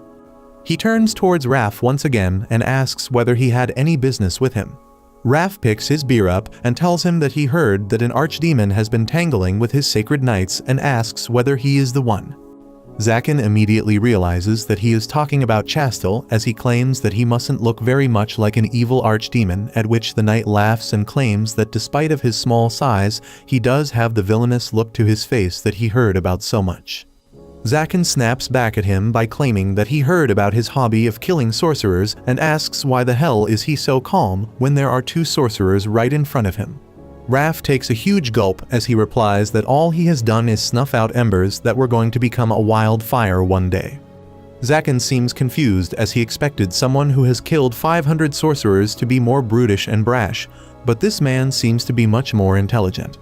Raph breaks the silence and straight up asks whether he has fought any battles with the sacred knight Chastel, and if he did, was she ever a threat to him? Zaken honestly replies that he doesn't know how much of a threat she was to him, but he knows for sure that she was the most formidable opponent he ever faced. Raph immediately claims that this means she is of no use to the church and should be dispatched off immediately. Zaken seems confused and asks what the hell is he talking about, and Raph reveals that when the church wanted to continue their hunt for the new archdemon, she objected it and even gave up her position of a sacred knight. According to him, this gives the church enough reason to dispose of her. Zaken gets surprised at this as he wonders how the hell could she put herself in such an awkward position, and how he agrees that if she genuinely said this, she is of any use to them. Finally, Raph gets up from his chair and tells Zaken that his business here is concluded, so he will take his leave, but Zaken realizes that this man only came here to confirm the link between him and Chastel, which will give him a valid reason to destroy her. He stops him midway and tells Raph that Chastel happens to have many friends in this town who will really mourn her death, and this town happens to be his territory, so if Raph steps out of bound and does anything crazy, he will be dealt with accordingly. Raph claims that he never expected an archdemon to care about humans, but Zaken tells him to stay in his limits if he wants to stay alive and take it as a serious threat. Raph ends up laughing heartily at this as he claims that Zaken is exactly as he thought he was and thinks that the church needs to snuff out this ember as well before it turns into an inferno. Barb looks at Zaken and asks what the hell is he trying to pull off and suggests that he should kill the knight at any moment he can. Zaken looks down and tells him to help him then. Barb immediately grabs him by his collar, asking whether he wants Barb to die. But Zaken tells him that he wants him to go to the church and check on Chastel once to make sure she is okay. He has an advanced understanding of teleportation magic which will make it easy for him. He promises to add a couple of extra books for his trouble, so Barb gets up and teleports away, while leaving the bar tab for Zaken. A little while later he returns back home only to find Neffy waiting for him near the throne. He tells her that she should have slept, but she claims that Vale wanted to wait for him to come back, but she ended up sleeping because of exhaustion as she worked a lot the entire day. She brought all the books back from the library and already arranged it so that he can read them immediately. Zaken sits beside Neffy and a moment arises where they were just about to kiss when Barb starts teleporting inside the castle as he shouts out for Zaken. He brings his head out while Zaken stands in front of him furious at him for ruining the moment, which confuses Barb, who doesn't know about it. He immediately comes out alongside Chastel in his arms, who looks pale. He tells Zaken that she seems to have been poisoned, and Zaken immediately tells Neffy to get his things ready for the treatment. They all huddle around Chastel when Vale wakes up from her sleep only to see a knight with a sacred sword in front of her. Hatred boils from inside of her as she loses control and changes her dragon claw before attacking an unconscious Chastel. Thankfully for her, Zaken was there, and he grabs her arm telling her to chill out. She looks angrily at Zaken and asks what the hell does he think he is doing. But Zaken claims that Chastel is against her, and he will not allow her to be harmed. Vale still seems to be angry as Zaken asks whether she is mad this night in particular. Vale replies that she wants to kill any knight with a sacred sword, as one of them killed his father by the time she tried to come back. He tells her that killing Chastel, who has nothing to do with her father, will bring her no joy or solace, as regardless of whether Chastel lives or die, the actual killer will keep on living as he wants.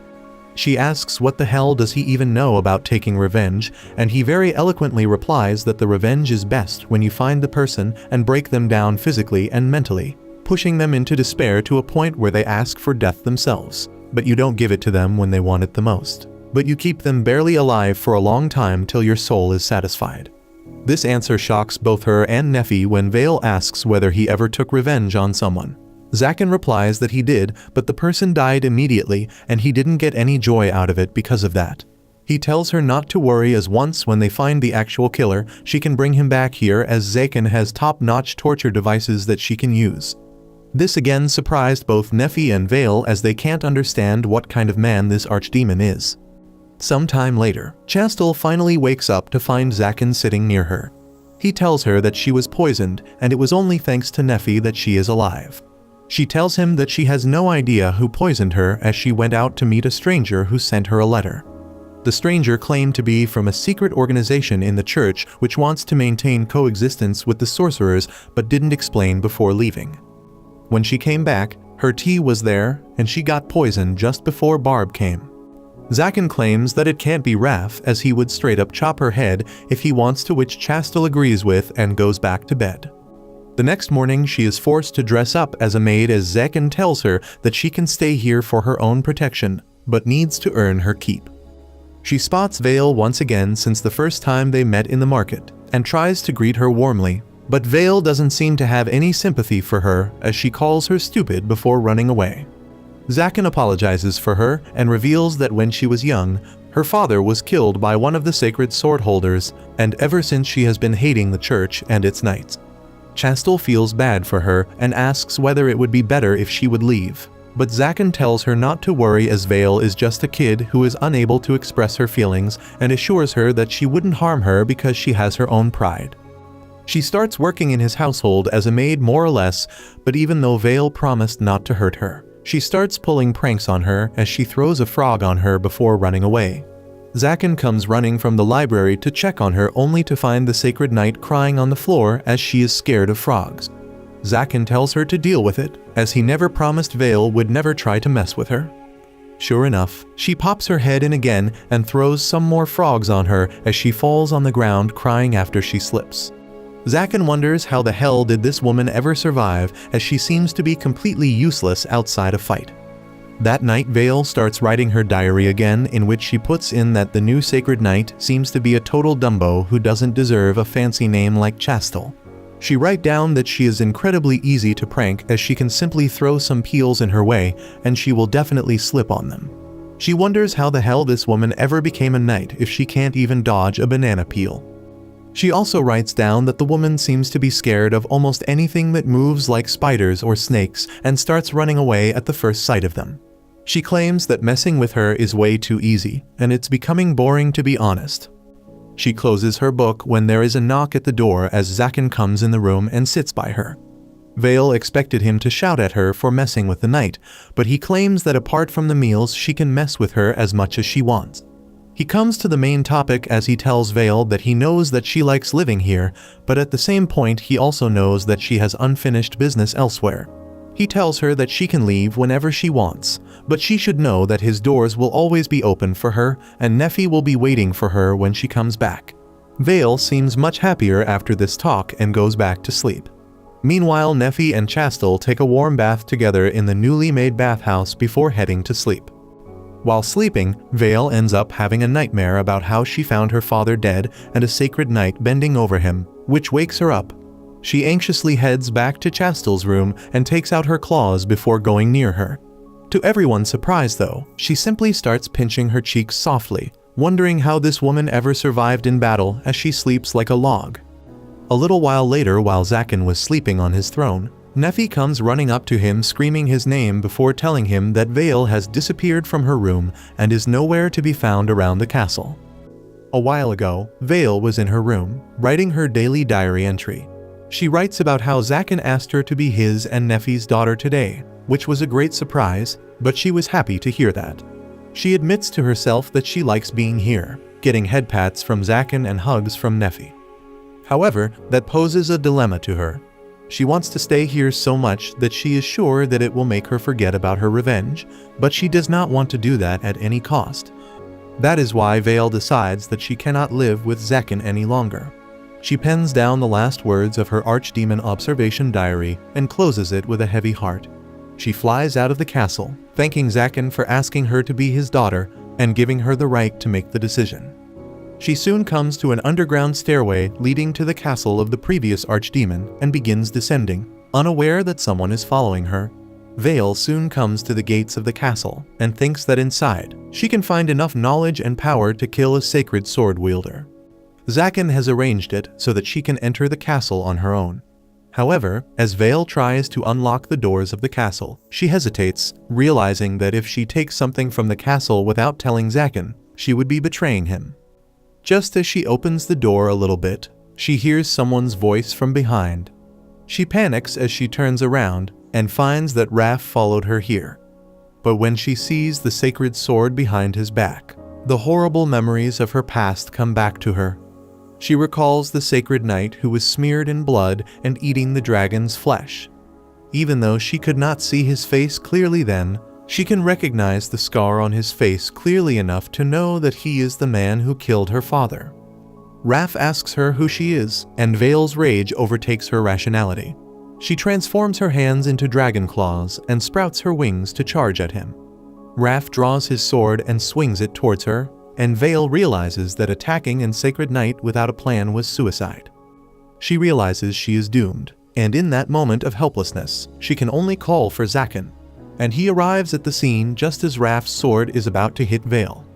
Zaken blocks the sword and then tells Vale that he will impose a curfew so that she cannot leave the house so late at night. Vale is shocked to see him here, and asks how he came here. He replies that he was sure that she was going to come here, so he took help from Barb to teleport her. Just as he says this, Barb also appears there and tells Zaken that he is not his personal Uber. Vale has not received the answer to her question, and she asks Zaken why he is here when she betrayed him. He simply tells her to stop worrying about every little thing and gently pats her head, causing Vale to give up on running away. She hugs Zaken and apologizes for running away while crying, and he softly smiles at her. Nefi is on the other side of Barb's portal, and since she is also worried, Zaken assures her that Vale is safe with him, and they will return home soon after dealing with another problem. With that, he leaves Raph's sacred sword, and then tells him that he was already warned about not overstepping his limits. Raph laughs at him, asking since when do sorcerers protect others. Zaken tells him that Vale is his daughter, and the sacred knight is taken aback on hearing that. Zaken then asks Vale to step back and tells Raph to defend with everything he has got if he doesn't want to die. Raph declares that it is not time for him to die yet, and unleashes the true power of his holy sword Metatron. The sword is covered in a blue flame and emits a strong pressure that cracks Zaken's magic circle. Raph boasts that his sword has the fire of purification that once killed an archdemon and burnt away all their magic. Vale and Barb are worried now, but Zaken tells his daughter that he will teach her how to get revenge now. He says that by allowing the enemy to show their full power and then crushing it, they can have the most satisfying revenge. Zaken charges at Rop, who swings his sacred sword at him.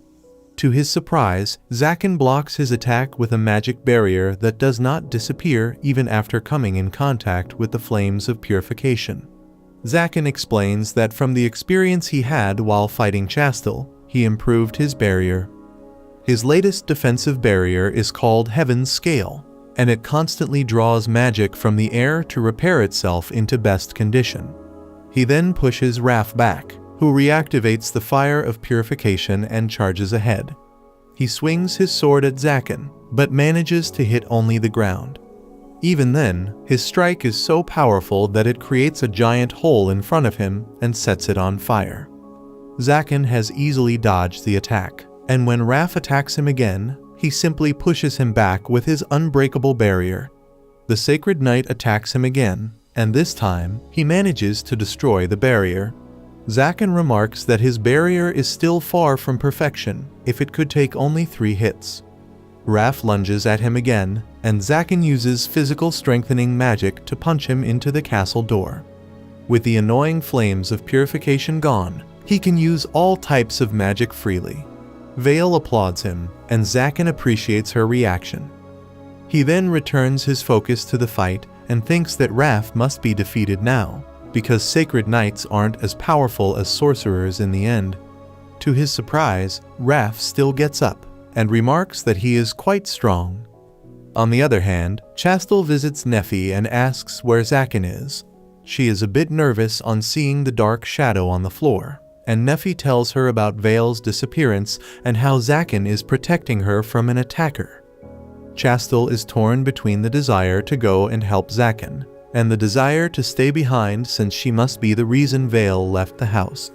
Unable to come to a decision, she falls to her knees and begins worrying about her future.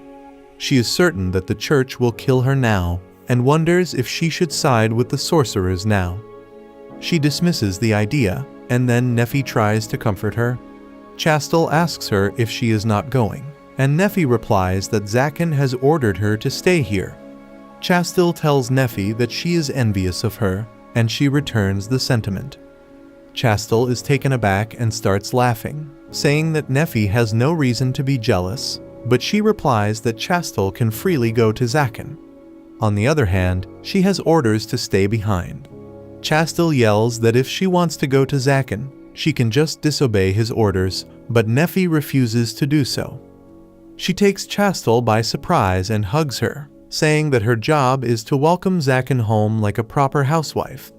Chastel begins crying, saying that she would also like to help Zaken in any way, even though she is supposed to be his sworn enemy. Her tears don't stop flowing as she confesses how confused and clueless she is about what to do now. She doesn't want to fight Zaken, and instead wants to fight by his side.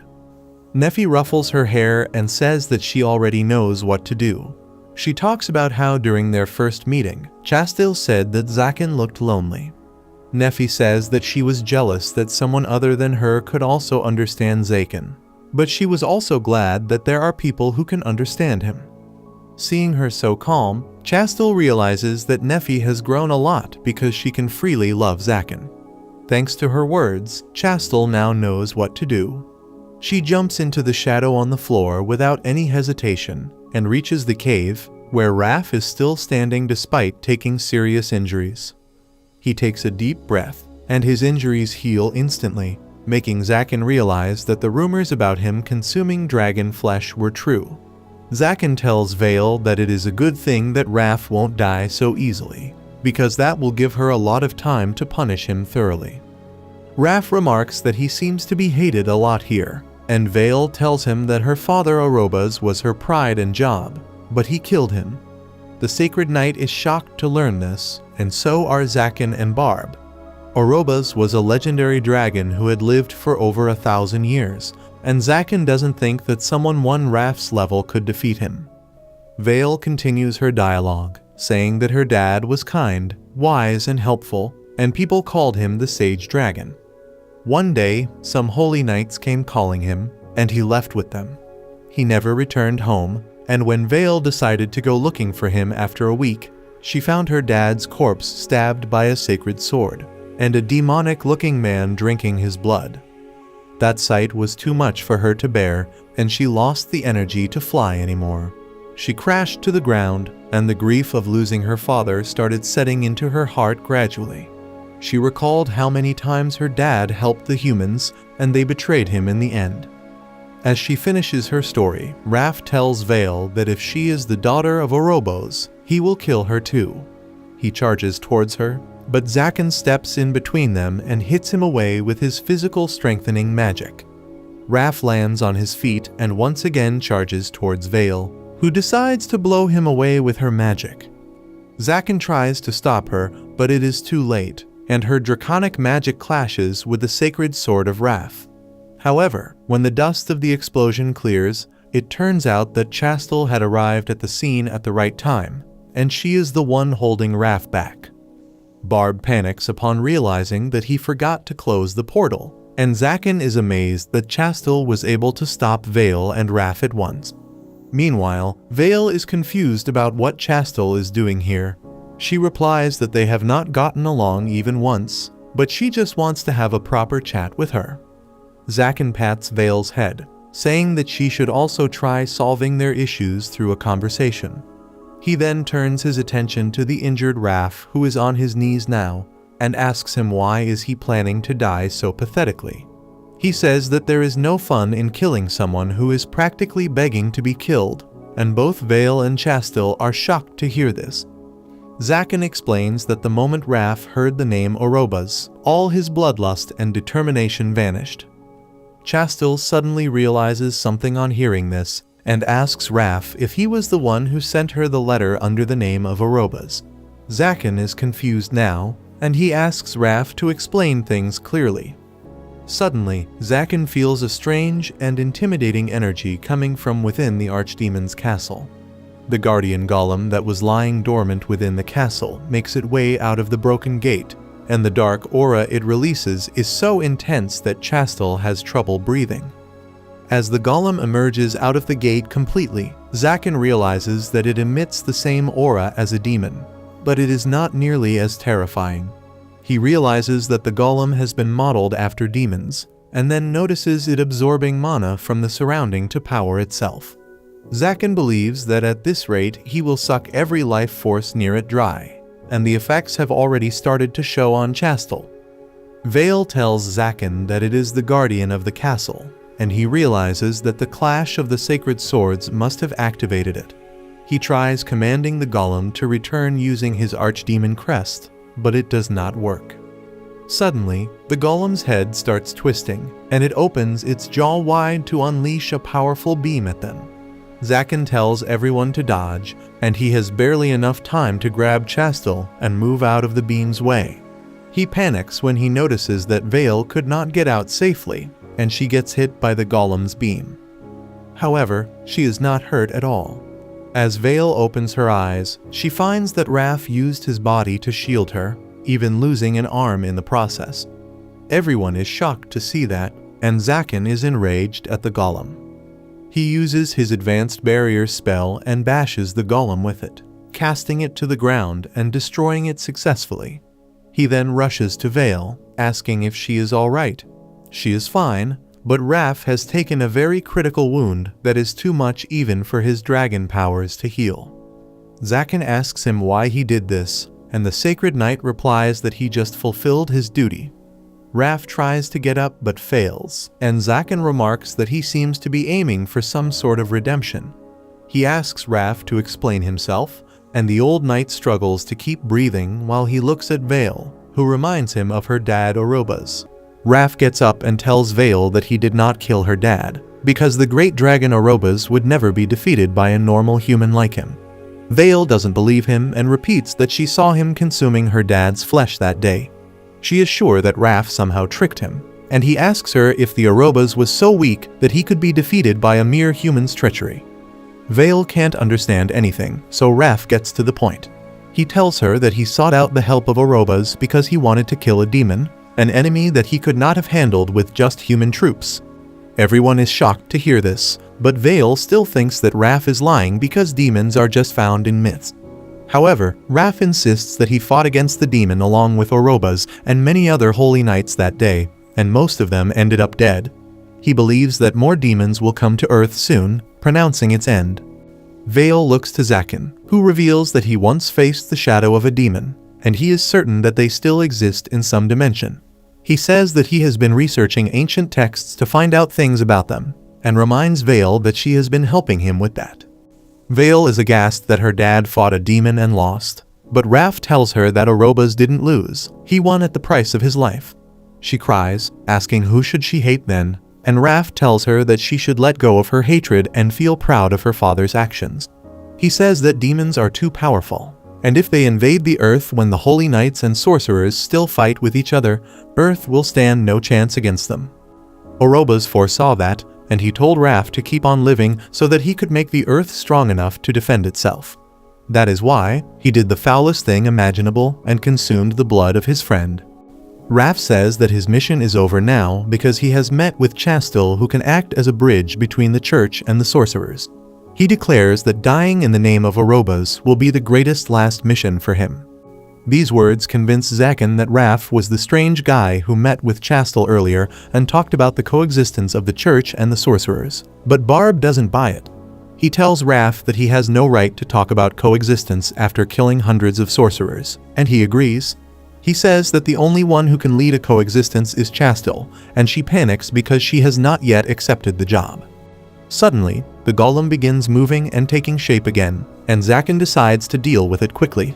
He thinks that since the golem must be made with magic, he can just disable the magic like he always does. However, Raph warns him that the golem is made with something else than magic. It has some demonic traces in it. He is confident that the traces are from the same demon that he and Orobas slayed, and the previous archdemon just took its corpse and turned it into a chimera. That doesn't faze Zaken in the least, and he gets ready to try some new spells against the demon chimera. Suddenly, Chastel steps up to him and asks him to let her fight alongside him. She draws her sacred sword after purging all doubts from her mind, and asks it to lend her power. The sword is suddenly covered in golden flames of purification, and Zaken notices that her flames are more tightly connected to the sword compared to Raph. The golem charges its attack and Chastel suddenly runs towards it despite Zaken's warning. She counters the golem's beam with her sword, splitting it in two and creating an opening for Zaken to attack. He rushes ahead and hits the golem with his advanced barrier, shattering its arm. However, dark fumes appear in place of the broken arm, and the shards of the stone begin floating around and change their direction to face Zaken. The golem suddenly shoots them all towards Zaken, but then Chastel rushes to cover for him once again and slashes all the rocks. Even Zaken is intimidated by her speed and power now, and he is glad that she is on his side. He then uses a modified version of his advanced barrier and punches the golem, before snapping his fingers and letting dark flames erupt from where he marked it earlier. The golem is reduced to rubble in seconds, and Zaken is pleased with his victory. Chastel asks him what did he just do, and he tells her that he used the opposite spell of his advanced barrier. His new spell absorbs mana from the surrounding continuously and then burns it in a black fire. Zaken says that his advanced barrier and the black flame technique are just the same thing, but reversed in direction. He has created them to face sacred knights and demons, but they are far from perfection right now. Chastel says that he is quite a fearsome sorcerer, and he says that she is quite talented too. She blushes on hearing that, and then promises to stand by his side in the future too. Just then, Vale calls for Zaken's attention towards Raph, who is bleeding out. Zaken tries healing him with magic, but his wound is too deep. Raph talks about how Chastel just turned out to be the fastest holy knight he has ever seen. He tells her that she may not accept the role he offered her, but her actions have already made her the symbol of coexistence. He tells her that this coexistence faction was the idea of Orobas, and he just wants to make it come true. Zaken helps him up and asks why did he kill so many sorcerers then. Raph tells him that he never wished to kill them, but the sorcerers attacked him first. He says that he always wanted to have a friendly chat with him and even tried to laugh to ease the tension, but they still attacked him first and he was forced to end their life. This shocks everyone, and Zaken and others tell the old holy knight that he is completely tone deaf, and no matter what he does, he always comes across as a threatening individual. Ignoring all this, Raph asks Chastel to return to the church, and he promises to deal with the people who were trying to harm her. She asks him if he knows their identity, and he tells her that deep inside her heart, she should know it too. He gets up, asking Vale to let him ensure Chastel's safety before she can take his life. Vale just asks him what did he think about her dad, and Raph immediately replies that Orobas was a grand dragon, and the moments he spent fighting alongside him were the most glorious moments of his life. With that, he marches on ahead, and Zaken asks Vale if she is going to let him go. She says that she doesn't feel that killing him is the right thing now, and he pats her head, saying that she made the right choice. He then tells her to return home where Napi is waiting, and Vale gladly takes his hand. Barb teleports them all back to Zaken's castle, where Nephi is waiting for them at the gate. On the other hand, the priest is talking with Chastel's lackeys about how worried he is about her. He sends them to rest because they have spent the entire day looking for her, but once he is left alone, he shows his true colors. He expresses his frustration because Chastel is not dead yet. He believes that all sorcerers are evil and Chastel is evil too because she took their side. He was even pushing for her execution, but the other priests objected, and then even Raph came to the scene. He was the one who tried to poison her so that her sacred sword would choose another master. It was not his first time doing that either, because he has killed many sacred knights just because they didn't agree with his ideology. He opens a secret drawer in his desk and takes out a bottle of poison from it, when suddenly Raph kicks open the door to his room. The priest shows concern about his missing arm, but Raph tells him that it is but a scratch. He falls to his knees halfway into the room, and the priest takes this as a chance to eliminate him because he can't understand which side he is on. He pours the poison onto his gloves and tries applying it on Raph's wound by calling it a medicine. However, Raph simply cuts off the priest's hand, and then tells him that he knows everything about his treachery. The priest screams and rolls in pain, and Raph puts his boot inside his mind to shut him up. He tells him that he has no right to snuff the bright future, and then stabs him with his sacred sword. After killing the priest, Raph tells him that he will join him in the afterlife soon. The next day, Chastel has tea with Zaken and Nephi, where she learns that the priest was indeed the person who was after her life. She had her suspicions about him because he always claimed how the church was always right. She knows that he was wrong and delusional like any other boomer out there, and now she wants to change the church a little at a time. That is why she plans to return to the church. Zaken suddenly tells her that her tea is poisoned and Chastel freaks out. He tells her that he was just joking, but this was also his way of showing her that she trusts others too easily, and that is a problem. Chastel is flustered and says that she almost spilled the tea Nephi made, and Zaken corrects her, saying that someone else made the tea. Vale had been hiding behind the couch all this time, so Chastel goes to speak with her. She kneels before her and tries caressing her, but Vale is not ready for that. Chastel accepts that and starts leaving, but then Vale tells her to come again. She is moved to tears on hearing that and returns to the door, promising to try and make the world a better place for sorcerers. Suddenly, Raph places his hand on her shoulder and tells her to ask for his help if she needs it. She agrees, but then freaks out on seeing that Raph is still alive.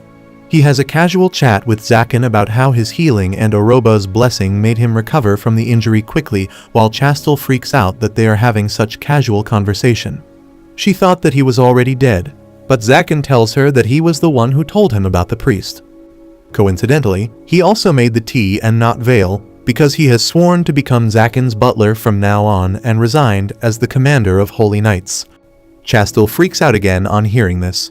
Yesterday, Raph came to their castle after killing the priest and offered to die at Vale's hand if she wanted it.